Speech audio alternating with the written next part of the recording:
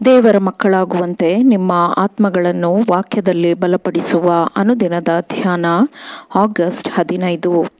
Ellen G white ರವರ sons and daughters of god ಎಂಬ ಪುಸ್ತಕದ 228ನೇ ಪುಟ. ಶೀರ್ಷಿಕೆ: ನಾವು ಐಶ್ವರ್ಯಕ್ಕೆ ಹೆಚ್ಚಳ ಪಡಬಾರದು. ಈ ದಿನದ ಸತ್ಯವೇದದ ವಾಕ್ಯ: ಯೆಹೋವನು ಹೀಗನ್ನುತ್ತಾನೆ, ಜ್ಞಾನಿಯು ತನ್ನ ಜ್ಞಾನಕ್ಕೆ, ಪರಾಕ್ರಮಿಯು ತನ್ನ ಪರಾಕ್ರಮಕ್ಕೆ, ಐಶ್ವರ್ಯವಂತನು ತನ್ನ ಐಶ್ವರ್ಯಕ್ಕೆ ಹೆಚ್ಚಳ ಪಡದಿರಲಿ. ಯೆರೆಮೀಯ 9ನೇ ಅಧ್ಯಾಯ 23ನೇ ವಚನ. ಐಶ್ವರ್ಯವಂತನು ತನ್ನ ಐಶ್ವರ್ಯಕ್ಕೆ ಹೆಚ್ಚಳ ಪಡದಿರಲಿ.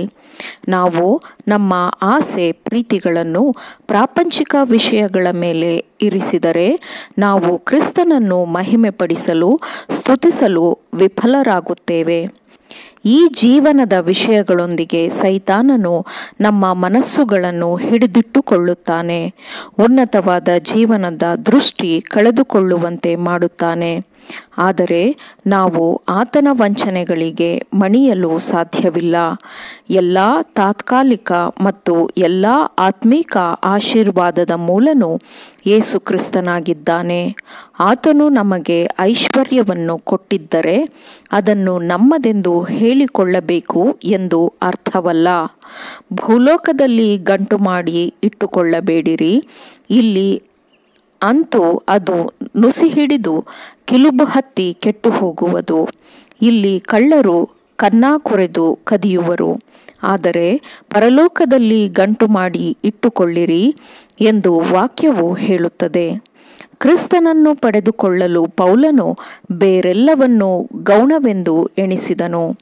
ಆದರೆ ರಕ್ಷಕನು ನಮ್ಮ ಸ್ವತ್ತು ಮತ್ತು ನಮ್ಮ ಸೇವೆಗಾಗಿ ಕರೆಕೊಟ್ಟಾಗ ಸಂಪತ್ತನ್ನು ಇಟ್ಟುಕೊಂಡು ದೇವರಿಗೂ ವಿಧೇಯರಾಗಲು ಸಾಧ್ಯವಿಲ್ಲವೆಂದು ತಮ್ಮ ಸಂಪತ್ತನ್ನೇ ಉಳಿಸಿಕೊಳ್ಳುವ ಆಯ್ಕೆ ಮಾಡಿಕೊಳ್ಳುವ ಅನೇಕ ಮಂದಿ ಇದ್ದಾರೆ.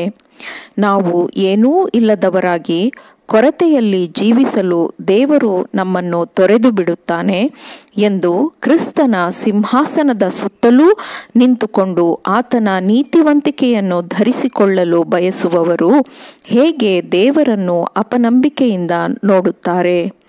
ಅವರ ದೃಢ ನಂಬಿಕೆ ಎಲ್ಲಿ? ನಮ್ಮ ಪರಲೋಕದ ತಂದೆಯು ಆಕಾಶದ ಪಕ್ಷಿಗಳಿಗೆ ಉಣಿಸುತ್ತಾನೆ. ಅದಕ್ಕಿಂತ ಹೆಚ್ಚಾಗಿ ನಮಗೆ ದಯಪಾಲಿಸುವುದಿಲ್ಲವೇ? ಕ್ರಿಸ್ತನ ಬಗ್ಗೆ ನಮಗೆ ಸರಿಯಾದ ಗ್ರಹಿಕೆ ಇದ್ದರೆ ನಮಗೂ ಆತನಿಗೂ ಮಧ್ಯೆ ಪ್ರವೇಶಿಸುವಂತಹ ಯಾವುದನ್ನು ನಾವು ಅನುಮತಿಸುವುದಿಲ್ಲ. ಲೋಕದೊಂದಿಗೂ ಹತ್ತಿರವಾಗಿ ಜೀವಿಸಿದರೂ ಪರಲೋಕವನ್ನೂ ಹೊಂದಿಕೊಳ್ಳಬಹುದು ಎಂಬ ಅಧ್ಯಯನವನ್ನು ಮಾಡುವವರು ಪರಲೋಕದ ದ್ವಾರದ ಹತ್ತಿರ ಬಂದರೂ ಅವರಿಗೆ ಪರಲೋಕದ ದ್ವಾರಗಳು ಮುಚ್ಚಲ್ಪಡುತ್ತದೆ. ಕಷ್ಟಪಟ್ಟವನು ಕುಳಿತಿರುವ ಸಿಂಹಾಸನದ ಕೆಳಗಡೆಯಲ್ಲಿ ಆತನೊಂದಿಗೆ ನಾವು ಕುಳಿತುಕೊಳ್ಳಬೇಕೆಂದರೆ ಧರ್ಮದಲ್ಲಿನ ಕಷ್ಟದ ಭಾಗವನ್ನು ನಾವು ಒಪ್ಪಿಕೊಳ್ಳಬೇಕು. ನ್ಯಾಯಯುತವಾಗಿ ಸಂಪಾದಿಸುವುದು ನ್ಯಾಯಸಮ್ಮತವೇ.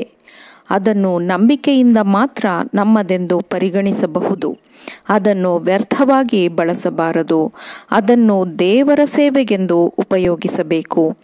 ನಮ್ಮ ನಾಯಕನ ಆದೇಶಗಳನ್ನು ಪಾಲಿಸುವುದು ನಮ್ಮ ದೃಢವಾದ ಉದ್ದೇಶವಾಗಿರಬೇಕು. ಮತ್ತು ಹೀಗೆ ಪರಲೋಕದ ಗಂಟನ್ನು ನಾವು ಕೂಡಿಟ್ಟುಕೊಳ್ಳಬೇಕು. ನಂತರ ಈ ಲೋಕದಲ್ಲಿ ಸಕಲವೂ ನಶಿಸಿ ಹೋದಾಗ ನಶಿಸಿ ಹೋಗದ ನಿಧಿಯನ್ನು ನಾವು ಪರಲೋಕದಲ್ಲಿ ಹೊಂದಿರುತ್ತೇವೆ. ಆಮೇನ್. ದೇವರ ವಾಕ್ಯಗಳನ್ನು ಶ್ರದ್ಧೆಯಿಂದ ಆಲಿಸುವವರು ಪಾಲಿಸುವವರು ಆಗಬೇಕೆಂದು ನಿಮ್ಮನ್ನು ಉತ್ತೇಜಿಸುತ್ತೇನೆ. ಪರಿಶುದ್ಧಾತ್ಮನ ಸಹಾಯದಿಂದ ಆಲಿಸಿದ ನಿಮ್ಮೆಲ್ಲರಿಗೂ ಧನ್ಯವಾದಗಳು. ಮತ್ತೆ ದೈನಂದಿನ ಧ್ಯಾನಕ್ಕಾಗಿ ನಾಳೆ ಸಂಧಿಸೋಣ. ಆಮೇನ್.